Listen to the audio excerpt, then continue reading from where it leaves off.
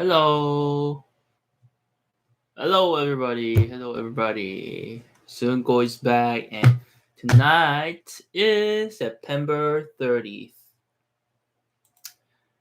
Uh, these days I've been doing mukbang, and yesterday I decided to talk about Squid Game, which is now hitting number one spot on Netflix.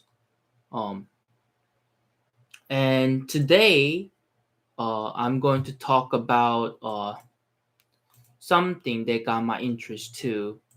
Like, if you've watched me over the last few days, or if you've watched me or the past month, I've been doing mukbang most of the time. But then I decided to talk about something fun instead, like something that's really frenzy. You know what I'm saying? So, what I decided to talk about tonight is BTS. BTS.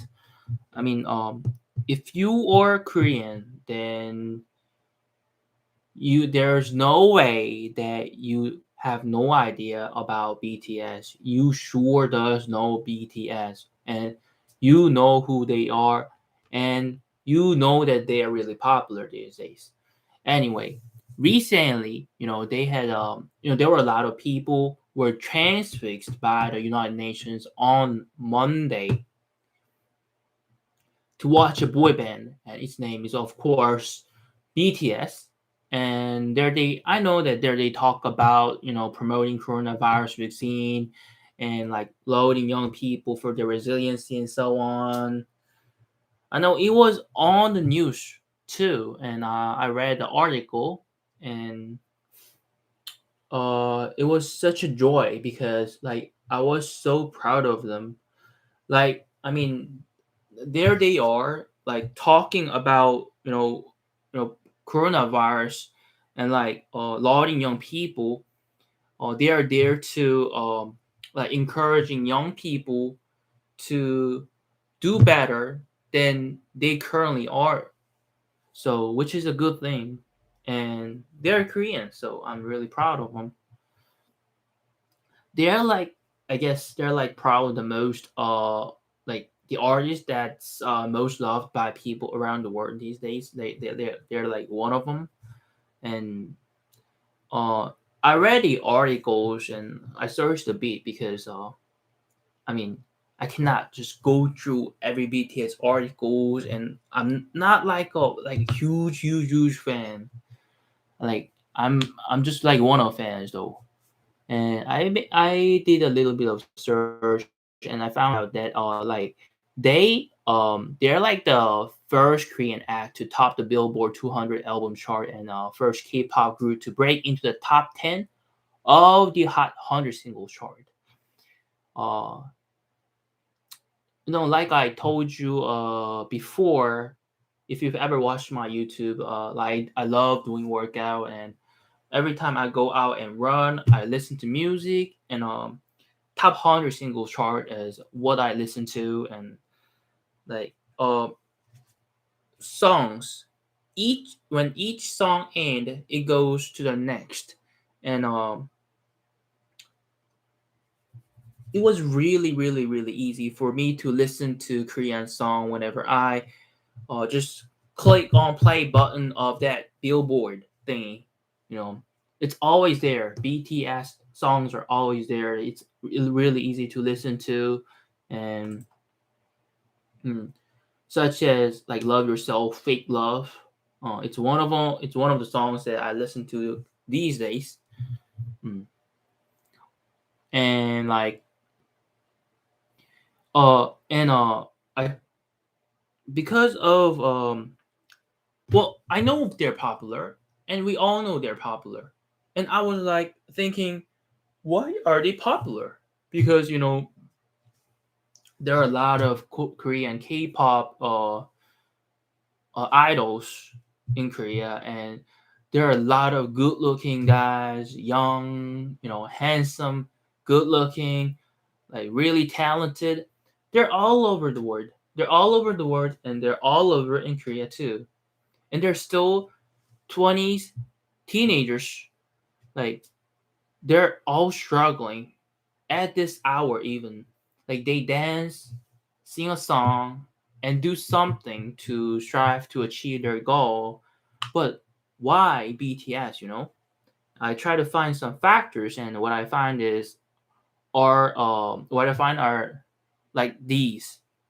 I mean hmm, they uh I found out that like the released music they have, like they address the hardships that they face and we all face, like in easy way, like hardships that we have in office, hardships that we have in school, and some of the difficulties that you go through, and um, stuff like that. And they addressed in a way, uh, in such an easy way that everybody can understand. It was one factor that I found. And the another factor is that like their teamwork. Like I know there are 7 members, and they all live together, and they all like go together, and they're like one group. So like their work, teamwork makes the dream. Like their YouTube channel, or in their YouTube channel they show their familiar like ties. They're like family. Hmm. And last factor that I came up with is like their popularity in SNS. I mean, they were so popular on SNS, like in Twitter, and YouTube. Like I know that like a lot of artists and like idol groups uh strive to become popular on SNS, but none come close to BTS. And I thought there was one factor that made them such a popular artist. I listed some of the factors, but it's just my opinion. Some like really talented news writer, or writer in entertainment company must have analyzed this uh, in detail. If you are really curious about it, go search it, and you'll be able to find the success factors. Anyway, I just wanted to talk about BTS tonight because they're like obviously one of the things that make Korean people proud of mm, who they are. So all right, tonight that was it about BTS and the way I think about them. And like the rest of the days, I'll read a book, and if you enjoy listening to it, that'll be great. If you don't like it, then you may go out and do something else. Anyway, I'll read a book. All right, thanks. Okay, Pancroft. Last time. Mm, all right. Pancroft took the piece of paper. Oh, there you are, Emu. Hello, hello, hello. Hi, hi. I talked about BTS tonight, and you missed all of it. These In these past 8 minutes, I talked about a bunch of factors that made BTS so popular, but it was my opinion. Of course, viewers have to go into Google and do search thingy if they want to know the factors that made BTS so popular. But yeah, tonight I talked a little bit about BTS thingy, Yeah, just so you know. Anyway, done talking about gossips, and I'll be reading a book for the rest of the time. Be reading for 20 minutes, and I'll wrap up after that. Anyway, okay. Pencroft took the piece of paper which the reporter held out to him, and knelt down before the fireplace. Some handful of grass, leaves, and dry moss were placed under the faggots and disposed in such a way that the air could easily circulate, and the dry wood would rapidly catch fire. Pencroft then twisted the piece of paper into the shape of a cone, as smokers do in a high wind, and poked it in among the moss. Taking a small, rough stone, he wiped it carefully, and with a beating heart, holding his breath, he gently rubbed the match.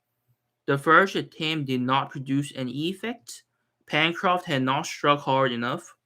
Fearing to rub off the phosphorus, "No, I can't do it," said he. "My hand trembles. The match has missed fire. I cannot. I will not." And rising, he told Herbert to take his place. Certainly the boy had never in all his life been so nervous. Prometheus, going to steal the fire from heaven, could not have been more anxious.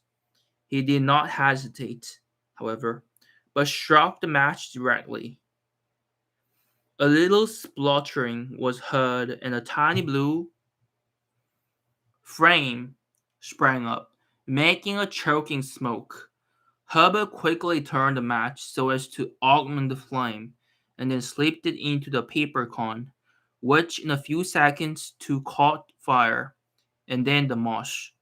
A minute later the dry wood crackled in a cheerful flame, assisted by the vigorous blowing of the sailor, sprang up in the midst of the darkness. "At last," cried Pencroft, getting up. "I was never so nervous before in all my life." The flagstones made a capital fireplace. The smoke went quite easily out at the narrow passage. The chimney drew, and an agreeable warmth was not long in being felt. They must now take great care not to let the fire go out, and always to keep some embers alight. It only needed care and attention, as they had plenty of wood and could renew their store at any time. Pencroft's first thought was to use the fire by preparing a more nourishing supper than a dish of shellfish. 2 dozen eggs were brought by Herbert. Reporter, leaning up in a corner, watched these preparations without saying anything. A threefold thought weighed on his mind. Was Cyrus still alive? If he was alive, where was he? If he had survived from his fall, how was it that he had not found some means of making known his existence? As Snap, he was roaming about the shore. He was like a body without a soul. Pencroft knew 50 ways of cooking eggs, but this time he had no choice, and was obliged to content himself with roasting them under the hot cinders. In a few minutes, the cooking was done, and the seaman invited the reporter to take his share of the supper. Such was the first repast of the castaways on this unknown coast. The hot eggs were excellent, and as eggs contain everything indispensable to man's nourishment, these poor people thought themselves well off, and were much strengthened by them. Oh, if only one of them had not been missing at this meal! If the 5 prisoners who escaped from Richmond had been all there, under the piled up rocks, before this clear, crackling fire on the dry sand, what thanksgiving must they have rendered to heaven! But the most ingenious, the most learned, he who was their unquestioned chief, Cyrus Harding, was as missing. Well, he was the most talented guy, for sure. Yeah. And his body had not even obtained a burial place. Thus, past the 25th of March, night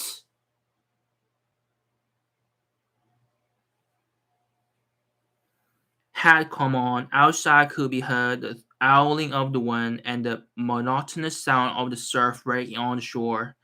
The waves rolled the shingle backwards and forwards with a deafening noise. The reporter retired. The deafening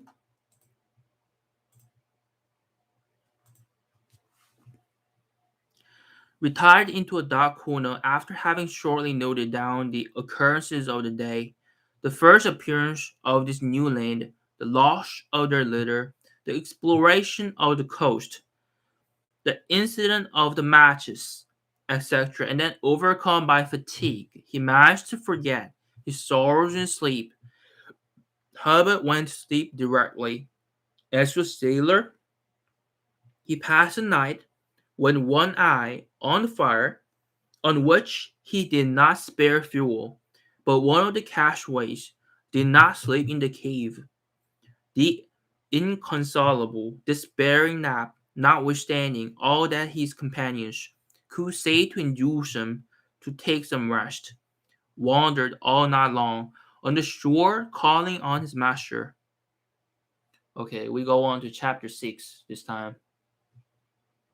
The inventory of the articles possessed by these castaways from the clouds thrown upon a coast which appeared to be uninhabited was soon made out.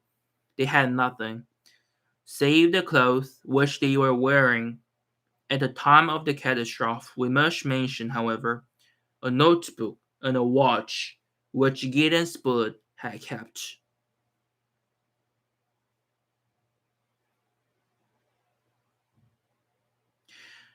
Doubtless by inadvertence, not a weapon, not a tool, not even a pocket knife, for while in the car they had thrown out everything to lighten the balloon.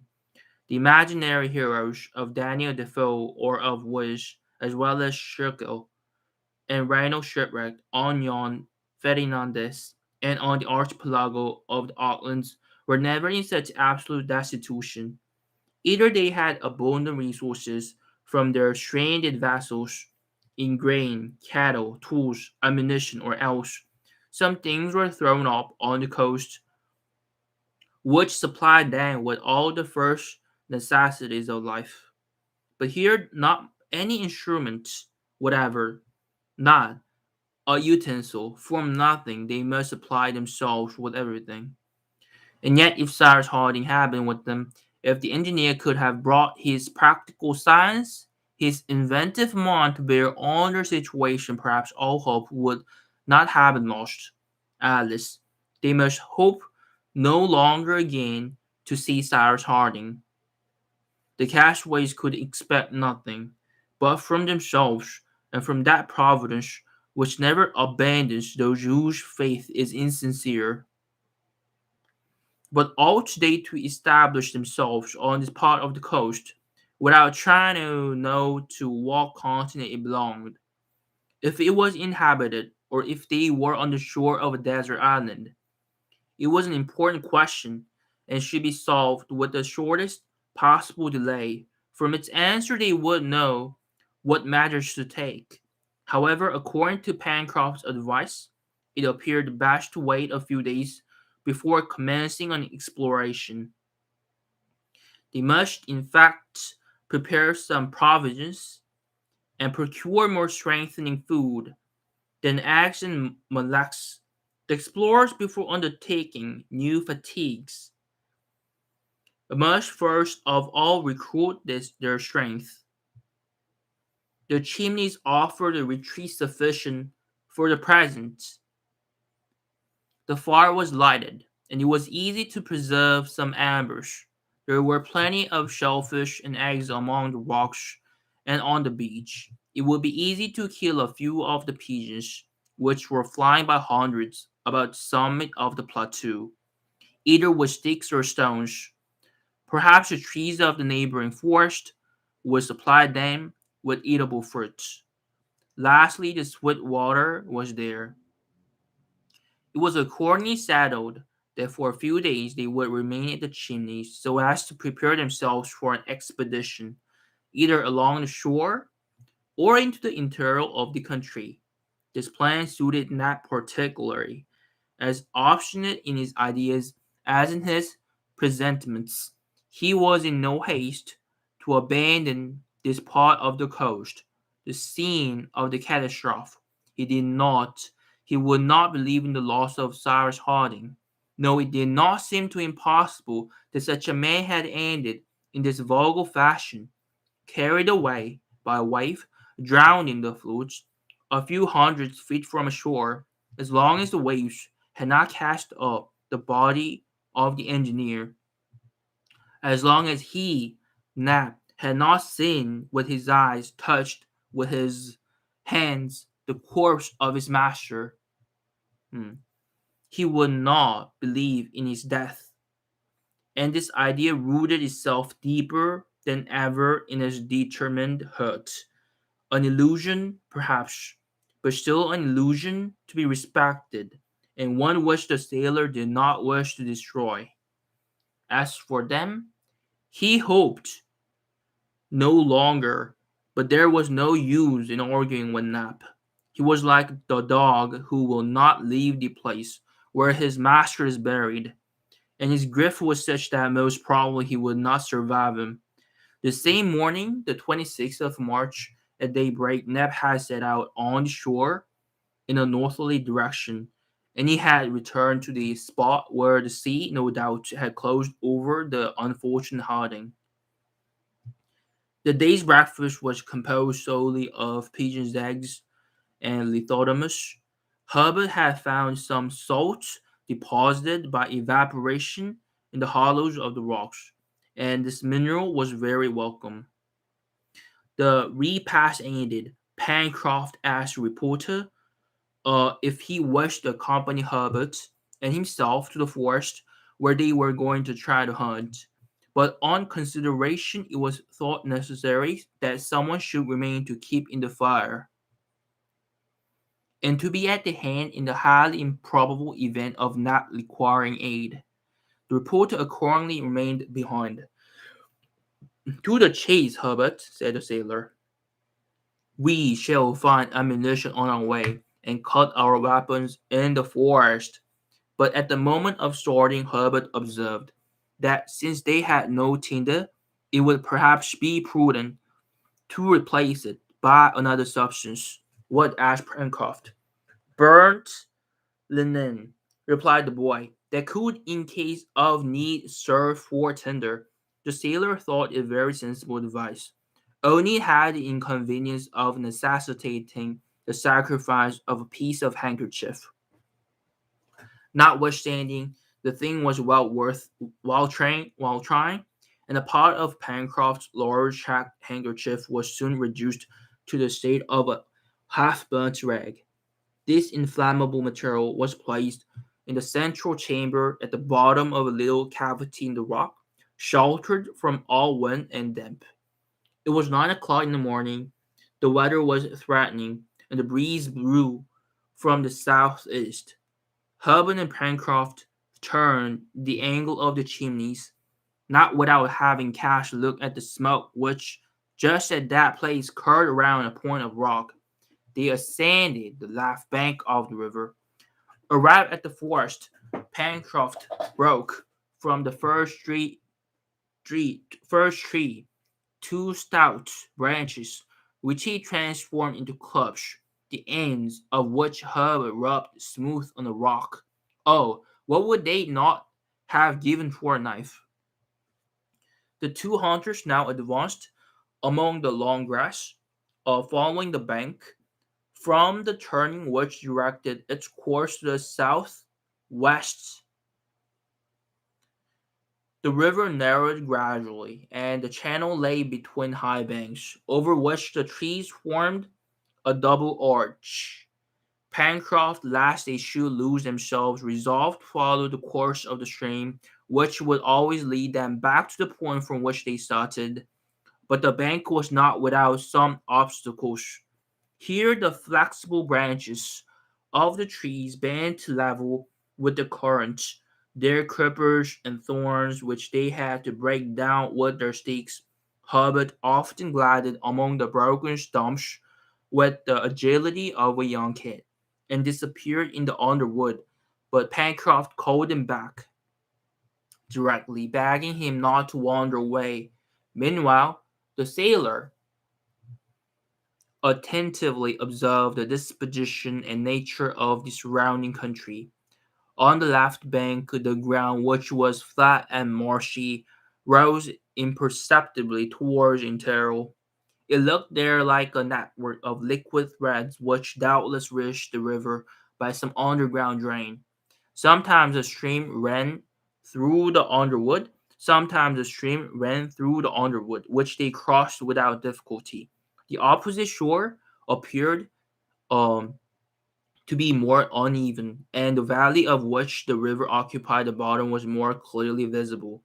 The hill covered with trees disposed in terraces intercepted the view. On the right bank, walking would have been difficult, for the declivities fell suddenly, and the trees bending over the water were only sustained by the strength of their roots. It is needless to add that this forest, as well as the coast already surveyed, was destitute of any sign of human life. Pencroft only saw traces of quad, quad, quadrupeds, fresh footprints of animals of which he could not recognize the species.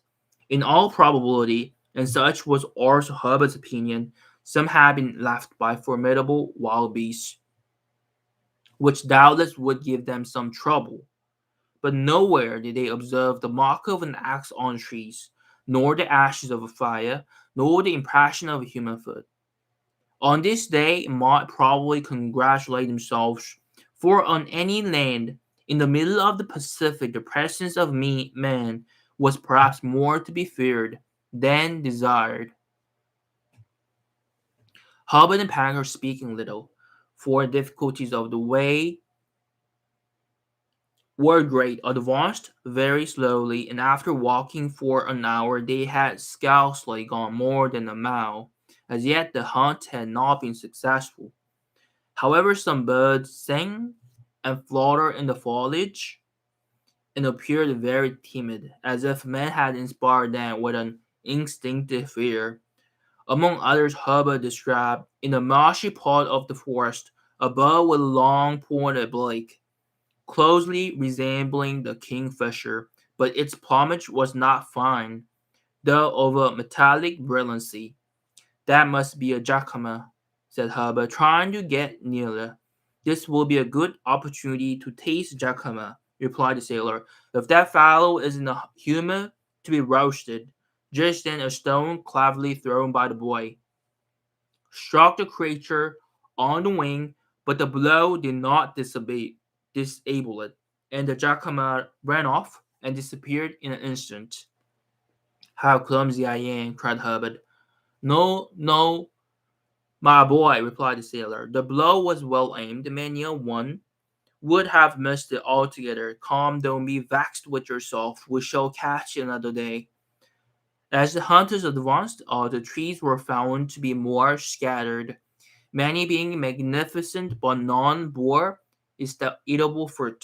Pencroft searched in vain for some of those precious palm trees which are employed in so many ways in domestic life, and which have been found as far as the 4 feet parallel in the northern hemisphere and to the 35th only in the southern hemisphere. But this forest was only composed of coniferal, such as deodaras, already recognized by Herbert, and Douglas pines similar to those which grow on the northwest coast of America, and splendid firs measuring 150 feet in height. At this moment a flock of birds of a small size and pretty plumage, with long glancing tails, dispersed themselves among the branches, strewing their feathers, which covered the ground as with fine down. Herbert picked up a few of these feathers, and after having examined them, "These are crocus," said he. "I should prefer a more crook Or guinea fowl, replied the pancreas. Sure, if they're good to eat. They're good to eat, and also their flesh is very delicate, replied Hubbard. Besides, if I don't mistake, it is easy to approach and kill them with a stick.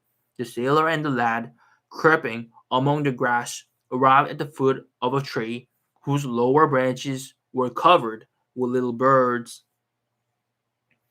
The cuckoos were waiting the passage of insects, which served for their nourishment. Their feathery feet could be seen clasping the slender twigs which supported them. The hunters then rose, and using their sticks like scathies, they moved down whole rows of these creatures who never thought of flying away and stupidly allowed themselves to be knocked off. 100 were already hipped on the ground before the others made up their march fly.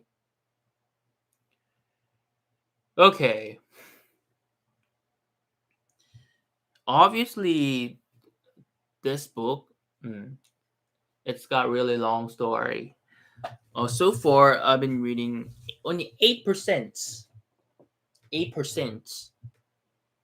And time left in book is 24 hours and 31 minutes, which is really long. I mean, I'm gonna have to read this book for like 2 or 3 months, I guess. You sure have to be fun. All right, I'm going to finish tonight, and I'll see you again tomorrow. Tomorrow, Friday. Lucky night, right? Okay. See ya.